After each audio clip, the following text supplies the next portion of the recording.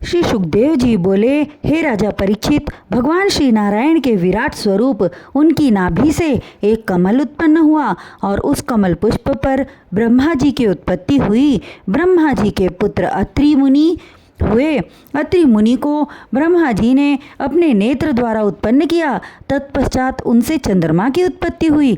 चंद्रमा को ब्रह्मा जी ने ब्राह्मण, नक्षत्र एवं औषधियों का स्वामी बनाया।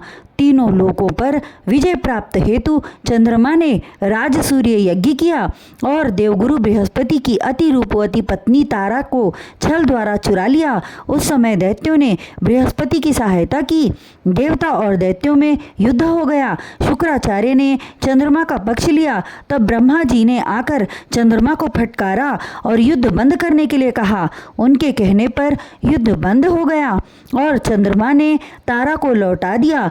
तारा को गर्भवती देख बृहस्पति जी ने उसे डांट कर कहा, अरे दुष्ट स्त्री, मेरे होते हुए तू दूसरे का गर्भ धारण करती है, इस गर्भ को इसी समय त्याग दे। बृहस्पति का कथन मानकर तारा ने गर्भ त्याग दिया। गर्भ का त्याग करने से एक अत्यंत तेजस्वी बालक उत्पन्न हुआ, जिसे देखकर चंद्रमा एवं बृहस्पति दोनों मोहित हो गए और उसे लेने के लिए झगड़ने लगे। तब देवगण, ऋषिगण तथा ब्रह्मा जी ने तारा से पूछा, हे तारा, तूने किसका द्वारा गर्भ धारण किया था? तब तारा ने बृहस्पति जी का गर्भ बतलाया। ब्रह्मा ने वह बालक चंद्रमा को दे दिया। चंद्रमा ने उसका नाम बुध रखा। बुध की स्त्री ईला नामक अप्सरा से पुरुरवा उत्पन्न हुए। एक बार उर्वशी नामक अप्सरा नारद जी के मुख से राजा पुरुरवा के तेज बल और सौंदर्य की प्रशंसा सुनकर मोहित हो गई।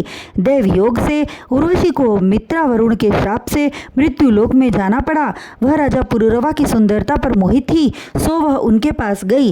राजा ने उर्वशी को देखकर स्वागत किया और बोले, हे सुंदरी, तुम्हारा स्वागत है, तुम मेरे साथ विहार करो।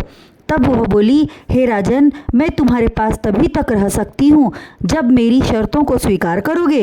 राजा उसके सौंदर्य पर मुग्ध थे ही, अतः उनकी शर्तों को स्वीकार किया।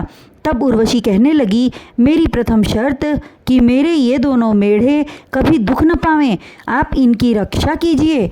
दूसरी शर्त, मैं सदैव घी खाकर रहूंगी। तीसरी शर्त, आप केवल मैथुन के समय वस्त्र विहीन होंगे। यदि आप कभी इसके विपरीत आचरण करेंगे, उसी समय मैं चली जाऊंगी। उर्वशी की शर्तों को स्वीकार कर राजा पुरुरवा उसके साथ सुखोपभोग करने लगे।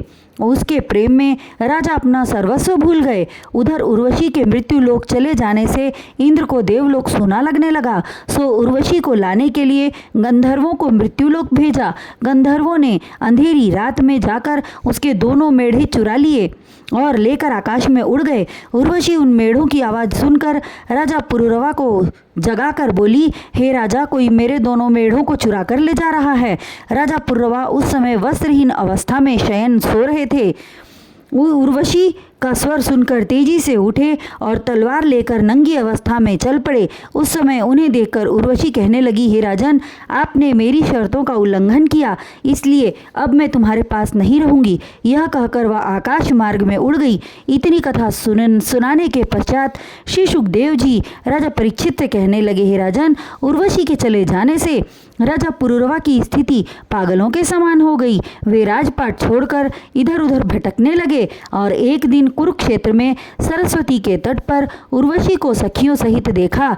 तब उसके वियोग में कहने लगे, हे प्रिय, तेरे वियोग में मेरी यह दशा हो गई है, तू मुझे क्यों छोड़कर चली आई? राजा पुरुरवा के वचनों को सुनकर वह बोली, हे राजन, स्त्रियां किसी भी की मित्र नहीं होती, वे अपना स्वार्थ सिद्ध करने में दक्ष चतुर होती हैं। स्वार्थ की पूर्ति के लिए अपने भाई तथा पति को भी मार डालती हैं। सीधे साधे पुरुषों को झूठा विश्वास दिलाकर अपने वश में कर लेती हैं। हे राजन, जब कोई पुरुष मेरे मन को भाता है तब मैं उससे स्नेह करती हूँ, इच्छा पूर्ण हो जाने पर उसे त्याग देती हूँ। उर्वशी के इस तरह समझाने पर भी राजा पुरुरवा को ज्ञान प्राप्त न हुआ और तब वह बोली, हे राजन, जब 1 वर्ष समाप्त होगा और दूसरे वर्ष का प्रथम दिन आरंभ होगा, उस दिन मैं 1 रात के लिए आकर तुम्हारे पास रहूंगी।